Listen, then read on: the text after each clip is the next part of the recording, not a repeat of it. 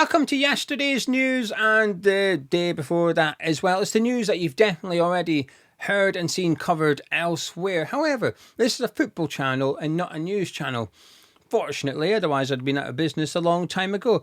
But I'd like to chuck my 10 pence in anyway. But I do have a graphic that you probably have not seen elsewhere because, well, it's literally just come out and it's from the geekiest of the geekiest when it comes to football data. Not everybody's into that kind of thing, but doesn't make particularly good reading for West Ham or Lopetegui. It's not surprising, but it's alarmingly bad. Hopefully that's enough to entice you to stick around for the duration of the video. But first, let's go over the old news.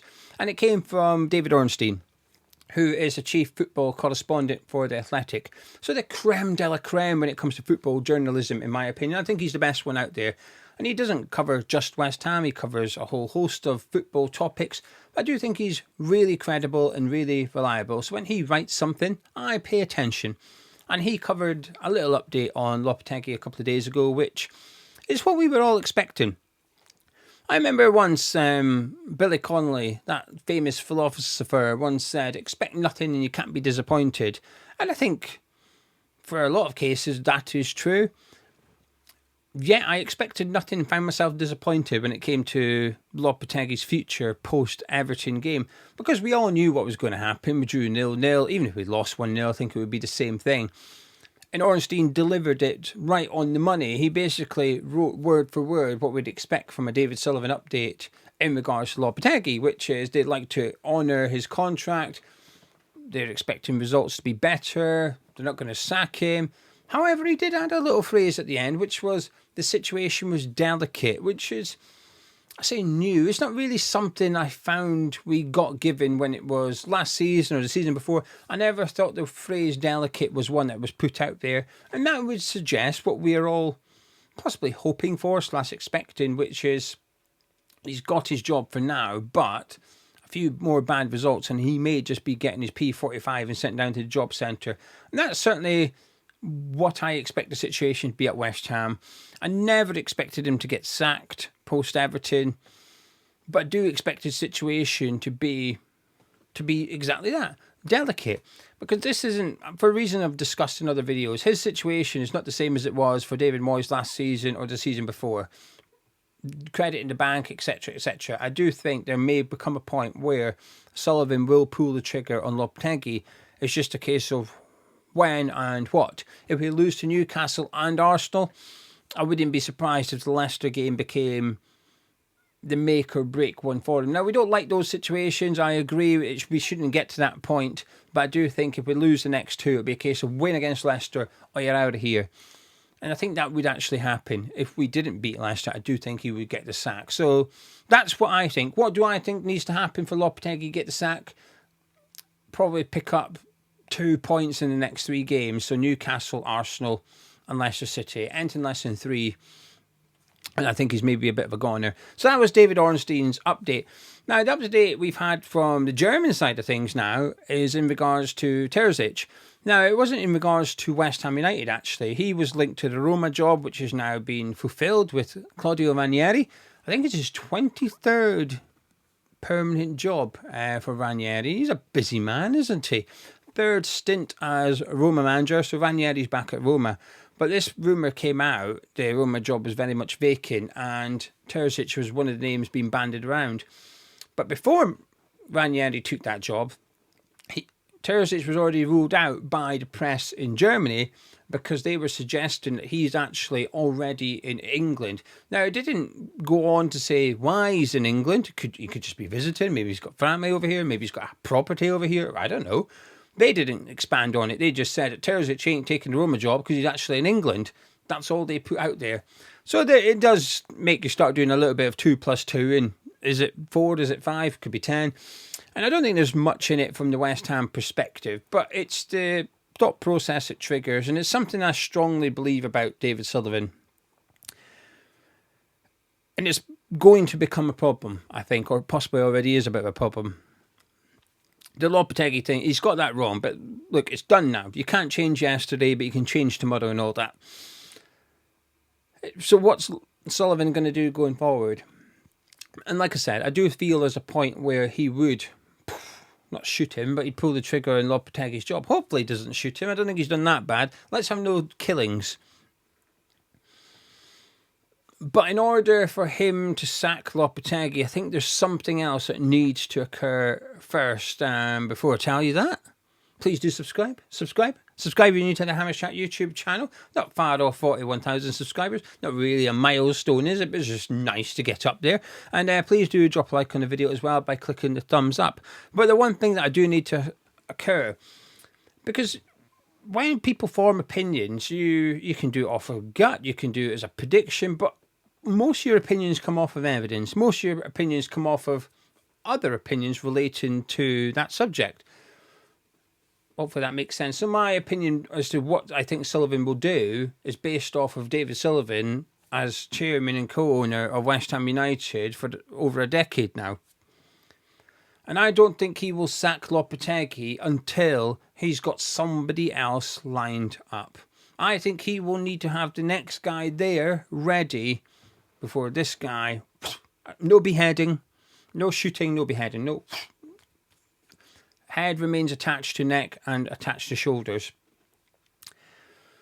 But before he sacks Lopetegui, I think David Sullivan will require to know who the next guy is.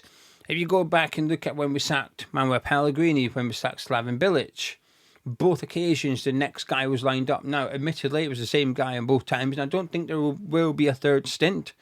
I've seen the clips of him suggesting he would come back a third time. He did it with Simon Jordan. Then he did it on the overlap recently when Ian Wright made a bit of a joke. He said, careful, you might get like a call for the third time or something. And he said, probably.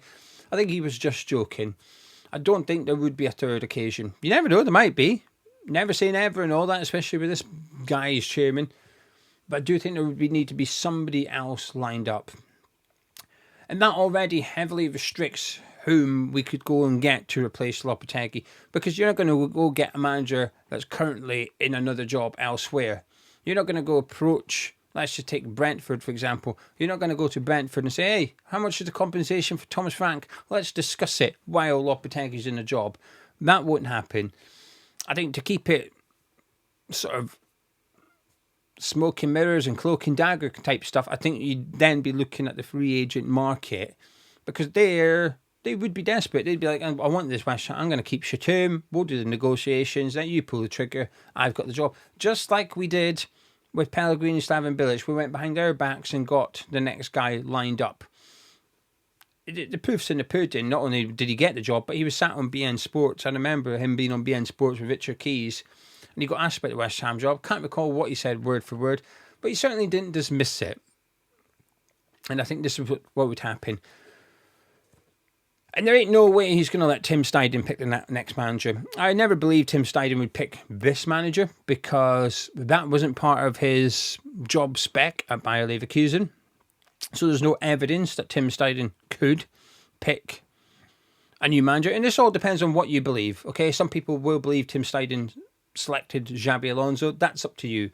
I strongly disagree with that. I don't think he had anything to do with it. Because I had that opinion before Tim Steidten rocked up at West Ham. That opinion remains the same. Steidten had nothing to do with Alonso. So there's no evidence that Tim Steidten can hire a manager. I can't see Sullivan he didn't let him do it in the summer. He's definitely not going to let him do it now. I think if you're going to let somebody pick a manager for the first time in their career, are you more likely to do it in the summer when you know that guy's then got 150 million to spend to back up his appointment? Or do you do it in November/December when you're in a relegation battle? Because that's the circumstances that would be occurred. If we sack Lopetegui, we're in a relegation battle at this point. We're outside the bottom three, in the bottom three. That's when Sullivan will pull the trigger. So does then he let Tim Steidten pick a guy that's going to come in and keep us out of the bottom three? You can afford to take a risk in the summer.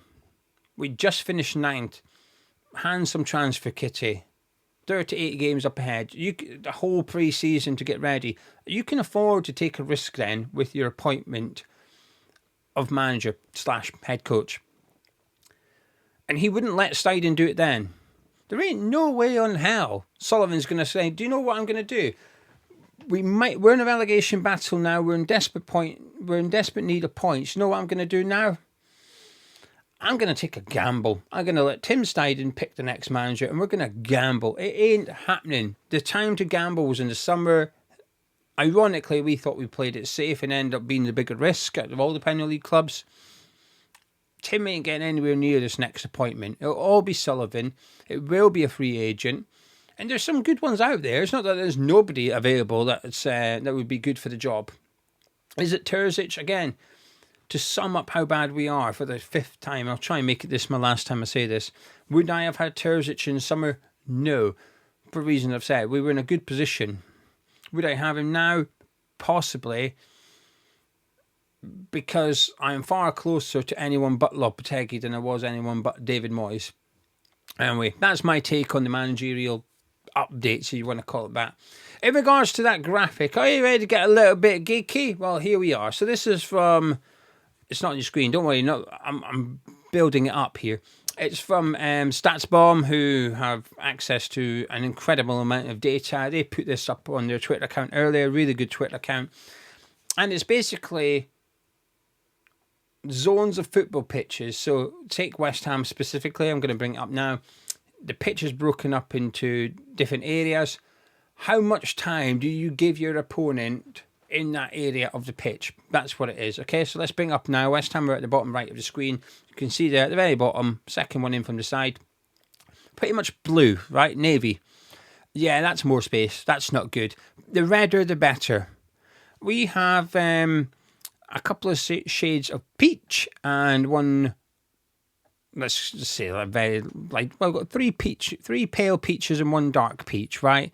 That's not good. We've got a few neutral spots. We've also got a lot of blue, and we've got a few squares of dark navy. Dark navy is not good. Dark navy means you give your opponent a lot of space. Now, one complaint we've had here, subscribers, ourselves on Hamish Chat, is that we give our opponents a lot of space behind our right back. This graphic confirms it. You can see there that the two spaces where you'd expect your right back to be defensively are pure navy, the most space possible, and then the one near the halfway line is a little less space. No other team has that. No other team has that much navy in their right back flank.